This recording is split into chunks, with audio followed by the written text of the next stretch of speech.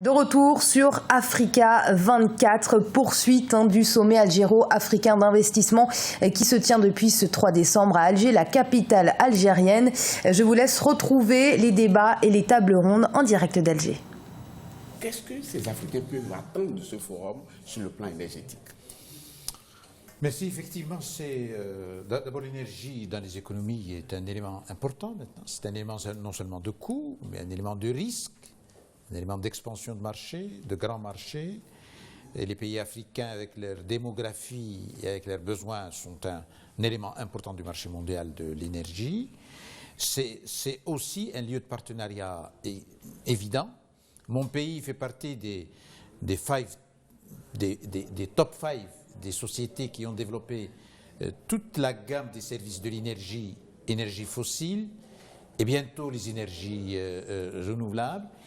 Et nous vous l'avons, c'est également un élément d'émancipation sociale en Afrique. Sans l'énergie, les niveaux de croissance ne seraient pas ce qu'ils auraient pu ou ce qu'ils pourraient y être. Et donc, maintenant que l'économie africaine, que les élites africaines, que les institutions africaines, que les économies africaines commencent à dialoguer en face à face, et ça c'est une halte importante, le dossier de l'énergie doit être au cœur de ces discussions, à la fois pour des raisons de coût, encore une fois, mais pour des raisons aussi de prise en charge de besoins de plus en plus élevés, avec, nous vous l'avons, je le dis en tant qu'analyste économique, avec des enjeux qui sont plus géostratégiques et politiques maintenant dans les marchés de l'énergie que strictement économique. Et mon pays plaide en faveur non seulement d'une valorisation de l'énergie, d'une juste répartition de cette énergie, d'un juste coût de cette énergie et une extraction de l'énergie de la spéculation financière. Est-ce que vous avez le sentiment que celui-ci en particulier et que les préconisations qu'on a pu entendre peuvent apporter une pierre à l'édifice de la construction énergétique du continent africain? C'est très important que le grand frère algérien soit dans cette grande bataille. Les 3/4 du continent n'ont pas accès à l'énergie. Les 3/4 des mamans et des hommes d'Afrique. C'est juste pas tenable. C'est pas tenable comme élément social, éducation, santé, etc. Mais même un problème migratoire épouvantable, bref. C'est une énorme bataille de paix à livrer. Les pays subsahariens ont besoin de leurs grands frères du nord du Maghreb et de l'Afrique du Sud. Et puis évidemment de la solidarité financière européenne, mais c'est une affaire africaine. Donc c'est très... Moi j'étais vraiment impressionné par ce qui s'est passé ce matin, par l'envie, voilà. Tout le monde comprend que l'énergie... Avant, jusqu'à présent, l'énergie c'était un sujet important à côté des autres. Maintenant, on sait que c'est le préalable du reste. Et donc, plus il y en aura, plus il y a de mobilisation, plus il y a d'émissions, plus il y a une opinion publique. Vous savez, c'est la paix ou la guerre qui se joue. Au sud de l'Algérie, la frontière sud, vous avez le Niger. 10-12% d'accès à l'énergie. C'est évidemment pas tenable. Donc, ni pour l'un, ni pour l'autre. Donc, on a besoin du savoir-faire des grands frères de l'Afrique du Nord. Quand je dis on, c'est nos frères africains, ils étaient là pour le dire. Le problème énergétique se pose avec acuité depuis la nuit des temps. Les Africains en sont conscients, mais n'ont jamais réussi à pouvoir enclencher quelque chose. Alors, qu'est-ce qui a manqué? C'est la politique qui manque, c'est la volonté qui a manqué, c'est les moyens financiers qui ont manqué. Qu'est-ce qui a manqué concrètement? C'est un peu tout ce que vous venez de dire. Vous avez fait dans l'ordre les choses, mais comme le rappelle Jean-Louis Borloo, il est vrai qu'aujourd'hui, ce forum est capital, parce il se passe dans un pays qui est l'Algérie, qui est aussi, de façon chauvine, mon pays aussi, mais l'Algérie, depuis l'indépendance, a mis au cœur de son action l'électrification de son pays. L'Algérie a compris très vite qu'on ne pouvait pas avoir de droit des peuples, de liberté, d'indépendance, sans l'électrification du pays. Aujourd'hui, le pays est électrifié à 99%. Donc, l'Afrique attend le savoir-faire de l'Algérie. L'Algérie doit prendre le lead sur cette question. L'Algérie s'est électrifiée à la fois des tout petits villages, des grandes étendues désertiques, des grandes villes. Et la bataille de Jean-Louis Borloo avec ce véhicule qui est dédié aux Africains, je veux dire, l'action qu'il mène, sa fondation, pourra se faire plus rapidement possible, je pense, avec l'Algérie à ses côtés. Maintenant, tout le monde n'a peut-être pas eu, enfin tous ces pays qui ont gagné leur indépendance n'ont peut-être pas mis en avant l'électrification, qui était la base. On le découvre aujourd'hui. Je ne sais pas ce que j'aurais dit il y a 20 ans, mais c'était évident qu'il fallait commencer par ça, parce que c'est impossible et c'est fini. On est dans un grand tournant africain, c'est impossible de continuer comme ça. On parle beaucoup des femmes.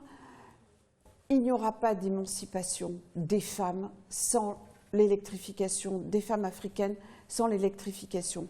Il n'y aura pas de paix. Jean-Louis l'a très bien dit ce matin, parce que la prévention des conflits et des paix et de la paix passera par les femmes, passera par, si elles n'ont pas accès à l'énergie, mais ce n'est juste pas possible. Et comment doit se matérialiser cette collaboration entre l'Algérie et les pays d'Afrique subsaharienne, concrètement, puisqu'on parlait de savoir-faire un peu plus tôt? C'est le réseau corporate, parce Oui, qu'il faut quand même que le travail se fasse par les institutions, ici il y a des institutions, par les gouvernements, mais c'est surtout le maillage des entreprises, des acteurs de marché. Oui, il y a une prise de conscience aujourd'hui très importante. Et comme le dit le ministre, effectivement, maintenant, il faut dérouler ce savoir-faire. Il faut entendre les demandes. Ce qui donne le vertige, c'est qu'on se dit on va commencer par où ? On a entendu le représentant de la BAD hier et aujourd'hui. C'est aussi comment on a accès. Je pense que, voilà, quelques personnes se sont penchées sur cet énorme dossier. Jean-Louis en fait partie parce que lui peut vous dire comment concrètement, et ensuite comment concrètement on peut partir de là où il y a des fonds, là où arrivent les projets, comment flèche-t-on ces projets par rapport à certains pays. Mais en tout cas, nous sommes dans le bon pays aujourd'hui pour en débattre. Les Africains sont vraiment décidés à en finir avec. Mais la question de savoir vers quelle énergie il faut y aller. Vers l'énergie fossile, vers l'énergie renouvelable, a-t-on les moyens d'avoir une préférence aujourd'hui? Aujourd'hui, moi je vais parler en tant qu'acteur local, nous sommes un acteur économique local. C'est vrai que les énergies renouvelables, c'est l'avenir. C'est une option qui est viable à long terme pour l'Afrique. Mais la transition ne va pas se faire immédiatement. Les énergies fossiles sont là pour rester pour un moment. Donc quand même, il faudra faire un bon mix des deux, avoir les énergies fossiles en tant que solution de transition, mais tout en voyant à long terme les énergies renouvelables. L'Algérie a dans ce plan un énorme plan sur les 15 prochaines années pour les énergies renouvelables, qui est l'un des plus grands en Afrique, qui va de plusieurs dizaines de mégawatts, dizaines de milliers de mégawatts, Et nous voudrions contribuer en tant qu'Agreco modestement à ce passage de l'Algérie entre les énergies fossiles et les énergies renouvelables. Et il faut revenir aussi sur effectivement la question des coûts, Monsieur le ministre, car effectivement, passer aux énergies renouvelables a un coût conséquent dans certains pays où le premier pas n'a même pas encore été fait. Où le premier pas est en train de se faire. Vous avez trois problématiques actuellement. Vous avez le fossile. Nous sommes le pays de l'énergie fossile. Oui. Puisque tout s'est déroulé ici, Madame Guigui le sait bien, Jean-Louis le sait bien. Toute la chaîne jusqu'à la pétrochimie troisième génération se fait ici. Donc effectivement, c'est le pays de l'énergie fossile. Maintenant, nous sommes aussi un acteur sur le marché du lobbying international, puisque nous jouons un rôle important dans la valorisation. Mais on ne vous le cache pas, pour des raisons sociales, les coûts internes de l'énergie sont un peu en deçà. Et la problématique qui se pose dans nos pays, y compris dans les autres pays producteurs, le passage aux énergies renouvelables exige un coût. Les coûts des énergies renouvelables sont trop élevés. Donc il va falloir aussi monter des mécanismes qui permettent aux énergies renouvelables d'être à un niveau acceptable de coût. Parce que ce ne sont pas les... Et donc il y a un dossier important sur les énergies renouvelables, mais les énergies renouvelables, nous y allons. Vous le savez, toute la région, mais mon pays, a une vision sur les 5-10 années à venir, parce que ce sont aussi des énergies qui sont bio. C'est aussi des énergies qui ne font pas, qui ne détruisent pas l'environnement. Et donc, sur la problématique énergie, le mixage énergétique demain, mais l'appropriation de cette expérience de l'Algérie par nos amis, par nos frères, comme dit Jean-Louis, par les pays environnants, il faut rapidement que les acteurs s'approprient cela. Et vous avez ici un exemple d'un acteur, parce que les institutions chez nous prennent un peu la place des marchés et des acteurs. Et ça, je pense que la conférence auquel vous participez tous est une conférence où il y a plus de 60% d'acteurs.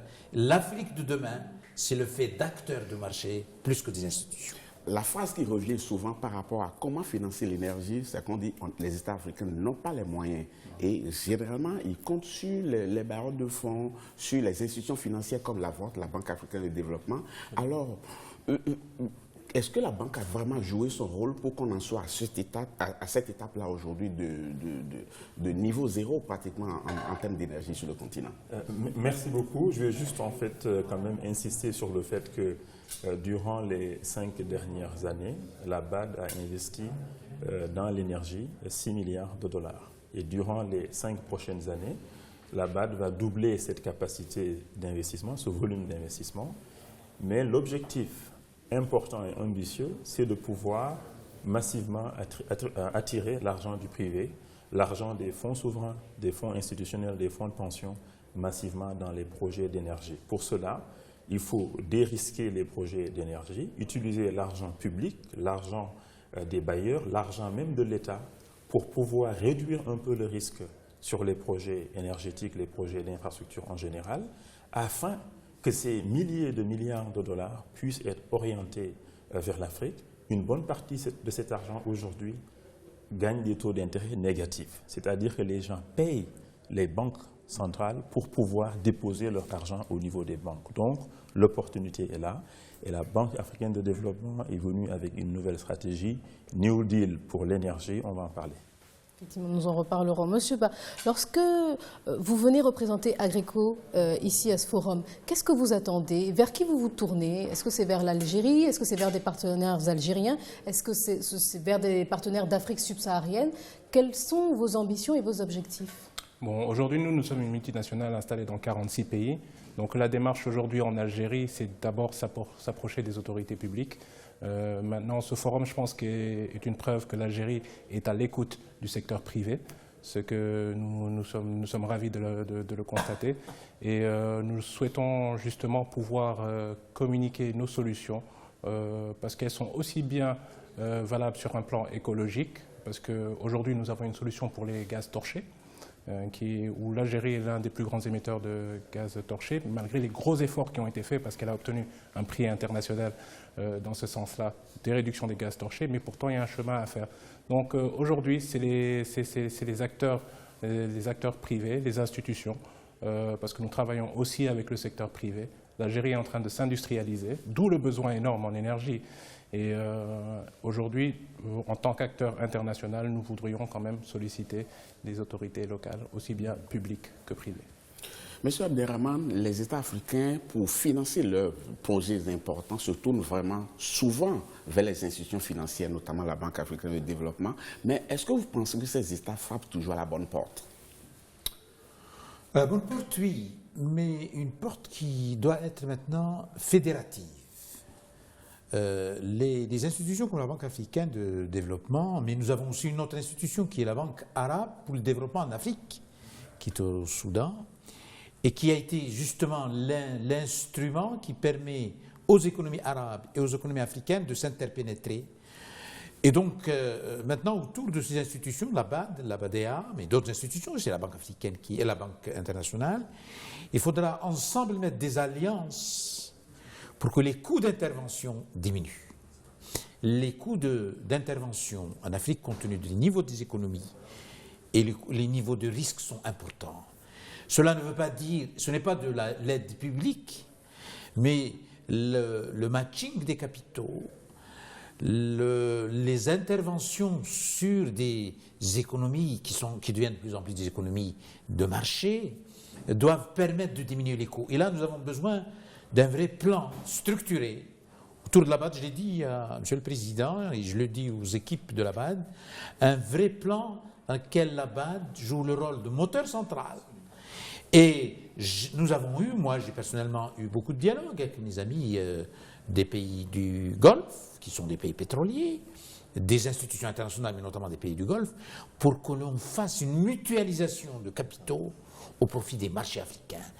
Actuellement, nous avons un gap trop important entre la volonté des autorités d'une part et la capacité des acteurs d'autre part. Et ce sont les capacités des acteurs qui font tourner les marchés. Et donc, nous avons besoin de ce liant entre les deux. Et je pense que les institutions comme la BAD, avec les gouvernements africains bien sûr, doivent prendre le relais de positions et de négociations institutionnelles pour aller à des positions et des négociations sur les marchés de capitaux, mais moyennant un dopage, j'allais dire même une bonification, pour que les coûts de ces financements et les risques de ces financements soient déflatés. Et donc, demain, c'est le rôle des acteurs. Le rôle des acteurs, aussi bien bancaires, nationaux et internationaux, le rôle des acteurs multilatéraux qui sont la BADEA est central. Et j'espère qu'à la sortie d'Alger, on pourra faire un premier workshop autour de la BAD et de la BADEA pour commencer à structurer ce network Afrique tourné vers l'Afrique. Monsieur Borloo, vous vous êtes dit un peu plus tôt impressionné par ce forum. Monsieur le ministre est revenu sur la notion d'alliance entre les entreprises, les États et les banques, la Banque africaine de développement par exemple. Et quel rôle alors joue Énergie pour l'Afrique dans tout cela? Depuis 4 ans, c'est plaidé.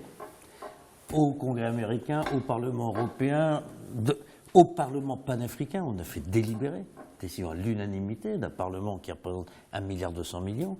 La signature des 54 chefs d'État et de gouvernement africains pour avoir un instrument dédié et l'appel solennel aux Européens et aux Américains et d'autres. Je voudrais juste, pour qu'on ne confonde pas tout, prendre une illustration. Quand vous achetez un appartement, vous faites un prêt sur 20 ans. Mais vous avez un apport personnel qui pour que ça soit soutenable. En matière d'énergie, sauf des cas particuliers, vous avez des crédits sur 20 ou 30 ans, la BAD ou d'autres. Le privé peut mobiliser des crédits, mais il faut un petit apport, un apport personnel. Eh bien, la difficulté, cet apport, il est gratuit et il est public. Nulle part au monde, des plans massifs d'électrification se sont faits sans une petite part. Voilà. Ça, c'est pas eux, c'est la solidarité publique. Or, ces jeunes nations africaines qui ont vu la population multipliée par 5 ont tellement de besoins. Je ne parle pas de l'Algérie, je ne parle pas de l'Afrique du Sud, je parle de l'Afrique subsaharienne. On n'a pas ces capacités-là. Il ne faut pas se raconter l'histoire. S'il n'y a pas ce petit coup de main, et les chiffres sont ridicules, c'est de l'ordre de 3 à 4 milliards d'euros par an. Pour tout le continent. Oui, pour un programme de 300 milliards de travaux. Enfin, je veux dire, on est sur des chiffres ridicules sur 10 ou 15 ans, sur 15 ans en l'occurrence. C'est rien, c'est la moitié de l'aide de développement européenne qui n'est pas utilisée. C'est rien. Et ça, c'est pas les financeurs de long terme à qui il faut demander d'apporter ça. C'est pas leur boulot. Ils apportent leur savoir-faire, la capacité à structurer des prix, etc. Mais c'est un problème politique. C'est un problème de solidarité Nord-Sud. Et de solidarité, enfin, entre les régions riches et les régions pauvres. Parce que c'est la paix ou la guerre qui se joue. Voilà, il faut bien comprendre qu'un continent où il y a 850 millions de portables vendus en 5 ans, donc tout ça est maintenant un village, 25% d'accès à Internet, 50% dans 2 ans, et vous avez 3/4 des gens qui n'ont pas d'accès. Il ne va rien se passer, c'est une plaisanterie. Donc si je comprends très bien votre intervention, les États africains eux-mêmes ne font pas preuve de cette volonté politique-là. Si, ils l'ont fait, ils ont même délibéré tous ensemble, à 54, à Johannesburg en 2015. Simplement, bon voilà, alors ils ont désigné un coordinateur, qui est le président Alpha Condé, le président de Guinée-Conakry. On a revu les équipes de la Commission, les équipes américaines. Bref, tout ça, ça prend juste un tout petit peu de temps, d'accord, entre 54 pays mais sur un et plan 28 beaucoup plus pays. concret, où est-ce qu'on en est aujourd'hui? Est-ce qu'il y a des États qui sont déjà à jour par rapport à cet apport personnel? Non, les États africains ont trop d'enjeux pour faire cet apport sur l'énergie. Alors certains peuvent un peu, Côte d'Ivoire le fait, bon, mais si on est sur... On parlait du Mali, en Réunion, on parlait du Niger. La capacité de mettre des fonds propres gratuits du Niger, c'est pas vrai, ça n'existe pas, monsieur. Ça n'existe pas. Bon. Donc il faut une solidarité internationale pour donner ce petit apport. On peut être très intelligent, expliquer des trucs très très compliqués au plan financier, les connexions. Il y a une réalité. Aucun plan massif dans le monde n'a été fait sans une petite partie de subvention. Je n'ai pas dit massivement une part de subvention. Ni en Auvergne, ni en Russie, ni en Chine, ni aux États-Unis en 1930. Nulle part. Donc il faut qu'on arrête de mentir et qu'on y aille. Monsieur Hott, vous aviez peut-être des précisions à apporter en tant que représentant justement de la Banque africaine de développement sur ces questions de financement. Absolument. Ce que Monsieur le ministre, l'ancien ministre des Finances, a dit tout à l'heure, extrêmement important. Il faut un partenariat. C'est pourquoi on a le New Deal pour l'énergie en Afrique, donc qui vise à fédérer toutes les initiatives autour de l'énergie pour l'Afrique, en fédérant tous les bailleurs, fédérant le secteur privé, fédérant également l'aide au développement. C'est pourquoi l'initiative pour les énergies renouvelables en Afrique, qui a été lancée lors de la COP 21, est logée à la BAD, même s'il y a un delivery unit, une unité de delivery qui est indépendante.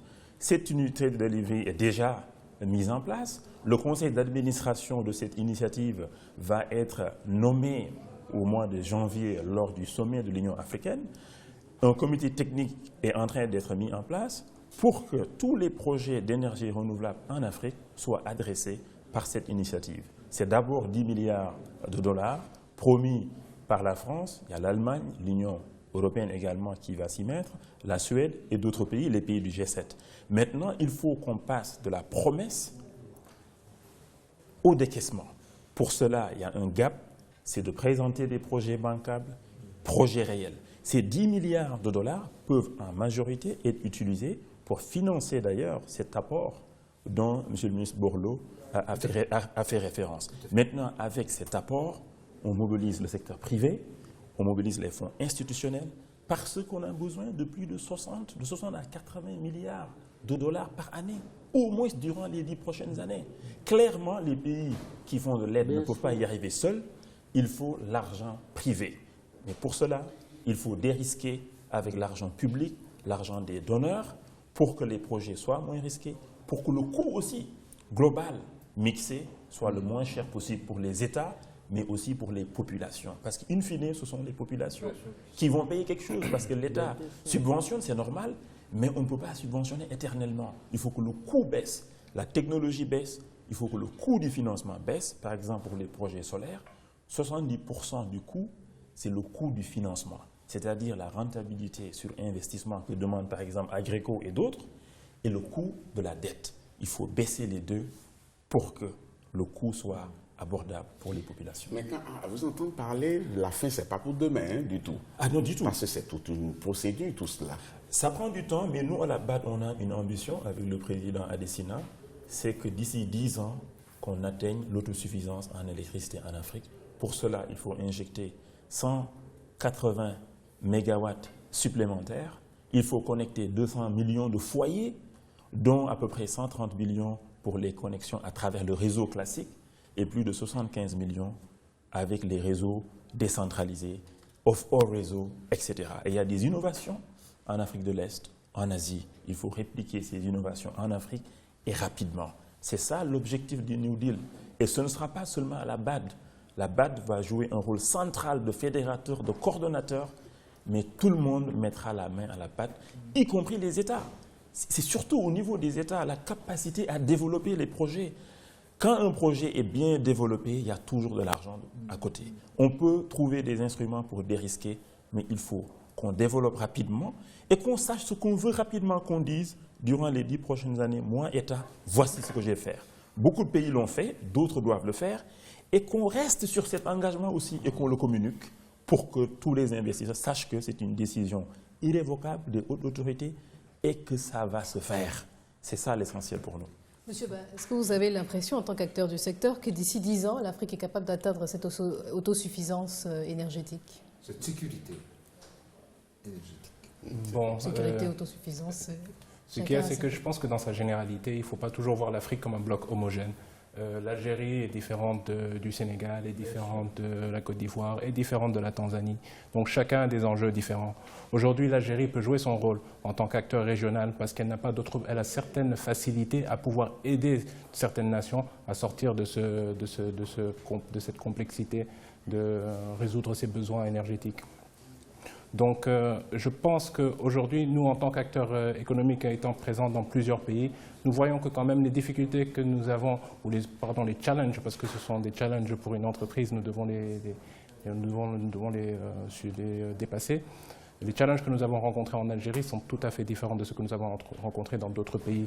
Je pense que le rôle que la BAD joue, par exemple, en tant qu'institution internationale en Algérie n'est pas tout à fait le même qu'elle va jouer dans d'autres secteurs. Ici, quand même, je pense que l'Algérie a les capacités de pouvoir financer certains projets en fonds propres. Nous, en venant en Algérie, nous avons financé notre installation sur des fonds propres. Ce que nous comptons faire sur les 2 prochaines années. Mais par la suite, nous ferons appel à d'autres institutions et d'autres acteurs pour aider à notre développement. Monsieur le ministre, les dirigeants africains aujourd'hui ont la pression, ils ont la pression des populations. Et ces populations-là, je ne suis pas sûr qu'elles puissent patienter la mise en place de ce projet révolutionnaire qui va pouvoir fournir de l'énergie. Mais en attendant la mise en place de ce projet, il faut pouvoir faire quelque chose. Il y a les populations individuellement qui essaient de se débrouiller pour avoir l'énergie au quotidien. Il y a les États pris individuellement aussi qui essaient de mettre en place des projets transitoires. Mais en quoi un pays comme l'Algérie pourrait les aider en attendant la mise en place du grand projet qui va solder la fin du délestage en Afrique? Oui, c'est vrai qu'il faut regarder un peu aussi les timings, mais il faut segmenter un peu l'Afrique. L'Afrique est constituée de pays de tailles différentes, de niveaux différents, d'apports différents, de capacités financières différentes et même de potentiel énergétique différent d'un pays à un autre. Donc c'est un compact qui est africain, mais il y a une différenciation. Il y a des délais incompressibles. Et c'est pour ça qu'il faut en même temps travailler sur la démarche dont parlait Jean-Louis tout à l'heure, c'est-à-dire une implication forte des États, l'énergie étant le moyen d'émancipation de demain. On ne peut pas continuer. Je viens de rentrer d'un pays, nous en avons discuté, puisqu'il y a le sommet Union africaine, pays arabe, qui s'est déroulé à Malabo. On en a parlé. Le dossier de demain, c'est l'énergie, à la fois sur sa dimension sociale, sur sa dimension économique, mais surtout sur sa dimension prospérité sociale. Donc les États qui ont les moyens doivent s'impliquer de façon plus forte. Il y a des États qui n'en ont pas les moyens, il faut fédérer des moyens à leur profit et il faut en même temps travailler sur les apports des institutions. Mais encore une fois, je partage l'avis de nos amis de la BAD, il faut impliquer très fortement les grandes entreprises. Et l'Algérie maintenant a des entreprises qui sont à ce niveau d'apport. Donc les partenariats d'entreprises sont la voie de demain également. Il faut que les gouvernements les dopent parce que portés par les marchés, portés par les bourses, nos moyens de partenariat sont encore faibles et souvent on transite par des grandes places. Donc les gouvernements ont un double rôle à jouer, directement en mettant, comme disait Jean-Louis, des sous dans la prospérité sociale par l'énergie et deuxièmement par les connexions et les partenariats entre les acteurs qui doivent doper parce que ces acteurs-là sont la voie demain d'une diffusion, d'une dissémination non seulement de l'énergie, mais de la technologie et du management de ces systèmes. Et donc l'Algérie est mon pays, et j'en parle comme un analyste économique, mon pays a maintenant une capacité d'intervention qui n'est pas suffisamment mobilisée, je l'entends. Nos entreprises, aussi bien l'énergie fossile que demain l'énergie renouvelable, qui est prête à être partagée, mais partagée par des acteurs qui sont dans les pays, et notamment les pays qui en ont le plus grand besoin, mais les marchés doivent jouer en même temps que les États. Monsieur Borloo, vous nous avez dit que vous plaidez sur tous les continents, finalement, pour l'Afrique. En 4 ans, est-ce que vous avez perçu une évolution des mentalités qui va au-delà simplement de la prise de conscience? Considérable. C'est pas grâce à moi, c'est la situation. Vous savez, les grandes déclarations du monde, ça s'appelle les enjeux, les visions du millénaire de l'ONU. Le mot énergie, dans les derniers enjeux du millénaire, c'était un petit mot en bas d'une page. Aujourd'hui, tout le monde reconnaît que c'est le droit de l'homme du XXIe siècle. Donc, c'est plus un sujet technique, c'est vraiment un sujet de droit de l'homme, de libération des femmes, de paix, de déstabilisation. C'est spectaculaire. Il y a 3 ans, ça n'aurait pas existé ici. Ça n'aurait pas existé à ce point. Enfin, je veux dire, ce segment à ce niveau, avec les ministres, le Premier ministre, avec les grandes... combien 3000 personnes, 1800 personnes ce matin. Enfin, je veux dire, c'est personnes, acteurs, africains et algériens. C'est spectaculaire. Oui. Alors c'est très étrange, c'est pourquoi ça a mis tant de temps. Je me suis beaucoup posé la question, parce que pour apporter une réponse, il faut quand même diagnostiquer. En réalité, il y a 2 raisons, et c'est pour ça que ça va se résoudre très facilement en fait. Première raison, c'est que l'électricité, c'est un truc, une chaîne de décision publique lente et compliquée. Et l'Afrique, c'était des jeunes nations. Des jeunes nations qui n'avaient pas, par leur jeunesse, une administration, que ce soit le privé qui le fasse, c'est pas grave. Mais le cadre, il était forcément public. C'est pas l'autorisation de faire un forage. C'est une chaîne qui va jusqu'au rachat des populations, le soutien social, l'accompagnement. C'est complexe. Et la deuxième raison, c'est la densité. Comme on était sur des énergies centralisées, le coût de transport est élevé. Or, l'Afrique, y compris aujourd'hui, c'est 15 fois moins dense que l'Europe. Donc la part du coût de transport était élevée. Alors, l'urbanisation a modifié la donne et surtout, les énergies décentralisées ont modifié la donne. Donc, le coût de transport lié à la densité effondré, ce qui n'était pas le cas, et une administration, une vitalité, enfin une faiblesse de l'administration qui avait été confrontée à tellement d'autres sujets. Mais ça y est, je pense que c'est parti. Vous savez, de temps en temps dans le monde, il y a des réveils, et ça c'est l'intelligence des peuples. Tout le monde va s'y mettre, les politiques, les ingénieurs, les commerçants, les financiers. Vous savez, vous sentez qu'il y a tout d'un coup une bataille qui est lancée. Ouais, puis après, il n'y a plus qui a fait quoi, tout ça n'a aucune importance. Ça va aller très vite, parce que l'Afrique, avec son bouillonnement, son mélange d'intelligence, de culture, de thé différents, les énergies différentes, les tailles différentes, les initiatives, elle va aller à toute vitesse. Et elle va en plus passer une étape. Parce qu'il ne s'agit pas de remplacer le fossile par l'énergie renouvelable. Il s'agit d'un premier équipement. Et comme premier équipement, c'est performant. C'était les débats et tables rondes en direct d'Alger dans le cadre du sommet algéro-africain d'investissement. Nous allons marquer une courte pause.